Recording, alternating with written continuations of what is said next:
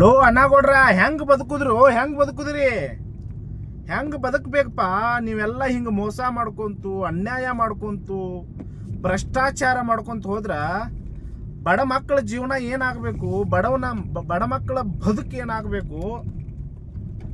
ನಿಮಗೇನೋ ಸಿಗ್ತೈತಿ. ಒಂದು ಪೇಪರ್ ಕೊಟ್ರ 1000 ತಗೊಳ್ತೀರಿ, 1000 ತಗೊಳ್ತೀರಿ, 2000 ತಗೊಳ್ತೀರಿ, 5000 ತಗೊಳ್ತೀರಿ, 500 ತಗೊಳ್ತೀರಿ, ಎಲ್ಲ ಆಗ್ತದ. ಆದ್ರ ಅದ 500 ರೂಪಾಯಿ ದುಡ್ಯಾಕ, ಅದ 1000 ರೂಪಾಯಿ ದುಡ್ಯಾಕ, ಅದ 10,000 ರೂಪಾಯಿ ದುಡ್ಯಾಕ ದಿನಾ ದುಡಿಬೇಕು. ಮಂಗ್ಯಾನ ಗತೆ ದಿನಾ ದುಡಿಬೇಕು, ಕತ್ತಿಗತೆ. ಏನು ಪರಿಸ್ಥಿತಿಗೆ ತಂದು ನಿಲ್ಸ್ಯಾರಿ. ನಂಬಿದ್ವು ಮ್ಯಾಲಿದ್ದ ಬಿಜೆಪಿ ಸರ್ಕಾರ ನಂಬಿ ಹಳ್ಳ ತೋಡ್ರಿ ಅಲ್ರು ಮಾರಾಯಗೌಡ್ರಿ, ಹಳ್ಳ ತೋಡ್ರಿ. ಹೆಂಗಾದ್ರೂ ಮನಸ್ಸು ಬರ್ತೈತಿ. ನೀವಂತೂ ಅಂದ ಚಂದವಾಗಿ ಅದರಿ. ನಿಮ್ಮ ಬದುಕು ಭಾಳ ಚಲೋ ನಡೆದೈತಿ. ನಿಮ್ಮ ಮಕ್ಕಳಿಗೆ ಒಳ್ಳೆ ಎಜುಕೇಶನ್ ಕೊಟ್ಕೊಂತ, ವೀಕೆಂಡ್ ಬಂದ ತಕ್ಷಣ ಪಬ್ಗಳಿಗೆ ತಿರುಗಾಡ್ಕೊಂತ, ಪ್ರೋಗ್ರಾಮ್ಗಳನ್ನು ಮಾಡ್ಕೊಂತ, ಜನಗಳ ಮಧ್ಯದಾಗ ಬೆಂಕಿ ಹಚ್ಚಿ ಮೋಜಾ ನೋಡಿ ನೀವಂತೂ ಚೆನ್ನಾಗಿದರಿ. ನೀವು ಹೊಯ್ಕೊಂತ ಹೋಗಿರಪ್ಪ ಎಲ್ಲ ಜನಗಳು. ನಾವು ನಮ್ಮ ಮಕ್ಕಳು ಯಾರಿಗೂ ಕಾಣದಂಗ ಕದ್ದ ಮುಚ್ಚಿ ಓಡಾಡಿ ಬದುಕ್ತೀವಿ ಅನ್ನುವಂಥ ಪರಿಸ್ಥಿತಿಗೆ ಬಂದು ನಿಂತಿರಲ್ಲ. ಯಾರು ನಂಬಬೇಕು, ಯಾರನ್ನ ಬಿಡಬೇಕು, ಯಾವ ಪಕ್ಷ ನಂಬಬೇಕು, ಯಾವ ಪಕ್ಷ ಬಿಡಬೇಕು?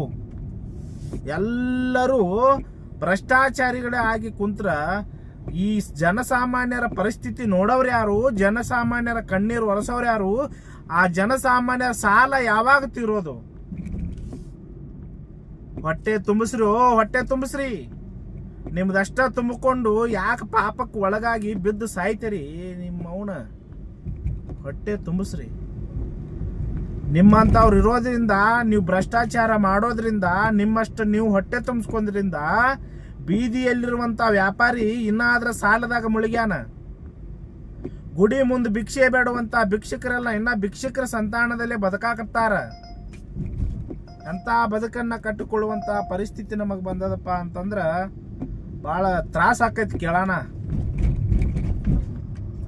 ರೋಡ್ ಮೇಲೆ ಹೆಲ್ಮೆಟ್ ಇಲ್ದ ಹೋದ್ರ ಸಾಕು, ನಮ್ಮ ಪೊಲೀಸ್ ಸಿಬ್ಬಂದಿಯವರು ತಮ್ಮ ರಿಸ್ಟ್ರಿಕ್ಷನ್ ಪ್ರಕಾರವಾಗಿ ಎಲ್ಲೋ ಟ್ರಾಫಿಕ್ ನಲ್ಲಿ ನಿಂತ್ಕೊಂಡು ಕಷ್ಟ ಪಡುವಂತ ಜನಗಳ ಮಧ್ಯದೊಳಗೆ ಪೊಲೀಸ್ ನಿಂತ್ಕೊಂಡು ಸ್ವಲ್ಪ ಕೈ ಮಾಡಿ ಸರಿಸುವಂತ ನಿಯತ್ತಿನ ಪೊಲೀಸರದಾರ. ಆದ್ರ ಸಂದ್ರ್ಯಾಗ ನಿಂತ್ಕೊಂಡ ಕೈ ಮಾಡಿ ಬಾ ಬಾ ಬಾ ಸಿಕ್ಕಿ ಬಾ, ಹೆಲ್ಮೆಟ್ ಇಲ್ಲ, ನಿನಗೆ ಲೈಟ್ ಇಲ್ಲ, ನಿನಗೆ ಆದಿಲ್ಲ ಈದಿಲ್ಲ ಅಂತ ಹೇಳಿ 100, 200, 500 ದಂಡ ಹಾಕಿ ಅದಕ್ಕೆ ರೆಸಿಪ್ಟ್ ಇರಂಗಿಲ್ಲ, ಏನಿರಂಗಿಲ್ಲ, ಕೊಟ್ಟು ಕಳಿಸು ನಡಿ, ಇಲ್ಲ ಅಂದ್ರೆ ಹೆದರ್ಸ್ಬಿಡೋದ ಅಂತ ಪರಿಸ್ಥಿತಿಗೆ ತಂದು ನಿಲ್ಲಿಸಿದಂತ ಈ ದೇಶದ ಒಂದು ರಾಜಕೀಯ ಪಕ್ಷಗಳು ಎಷ್ಟು ಸಲಿಗೆಯನ್ನ ಕೊಟ್ಟಾವಂದ್ರ ಭ್ರಷ್ಟಾಚಾರಿಗಳಿಗೆ. ತಾವು ಭ್ರಷ್ಟರ, ಅಧಿಕಾರಿಗಳು ಭ್ರಷ್ಟರ, ಕಾಪಾಡೋರು ಭ್ರಷ್ಟರಾಗಿ ಹೋಗ್ಯಾರ.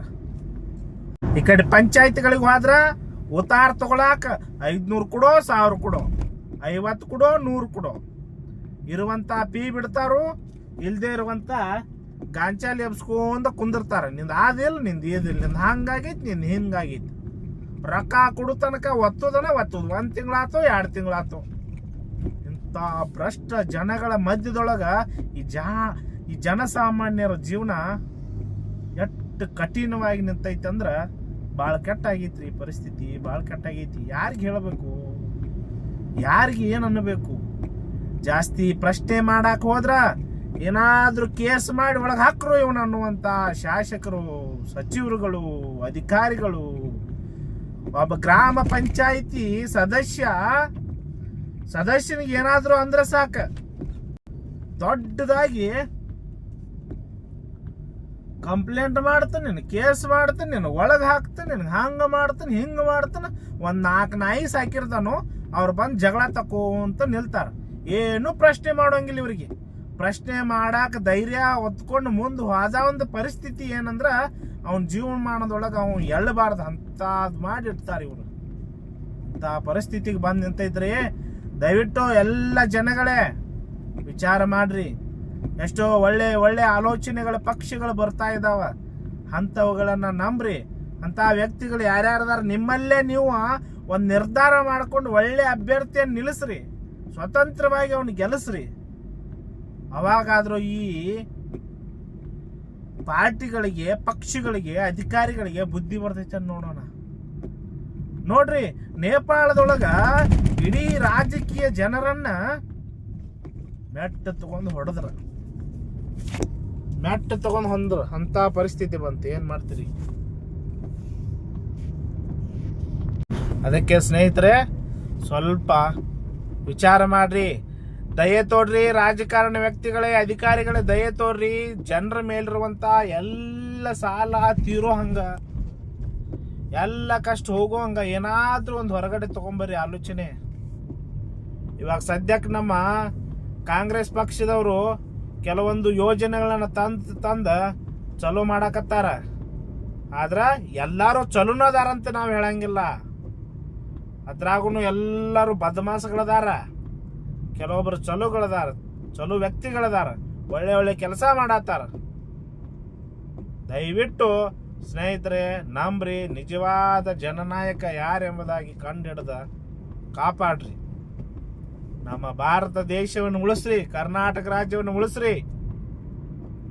ಎಲ್ಲ ಜನಗಳು ಹೊಟ್ಟೆ ತುಂಬುವಂಗ ಏನಾದ್ರೂ ಮಾಡ್ರಪ್ಪ, ಮಾಡ್ರಿ. ನಾ ಹೇಳೋದ್ರಾಗ ಏನಾದ್ರೂ ತಪ್ಪಾದ್ರ ಕ್ಷಮಿಸ್ರಿ. ಕ್ಷಮಿಸಾಕ ಮನಸ್ಸಿಲ್ಲ ಅಂದ್ರ ನಿತ್ ಹೊಯ್ಕೋರಿಪ್ಪ, ಹೊಯ್ಕೋರಿ ಅಷ್ಟ. ನಮಸ್ಕಾರ.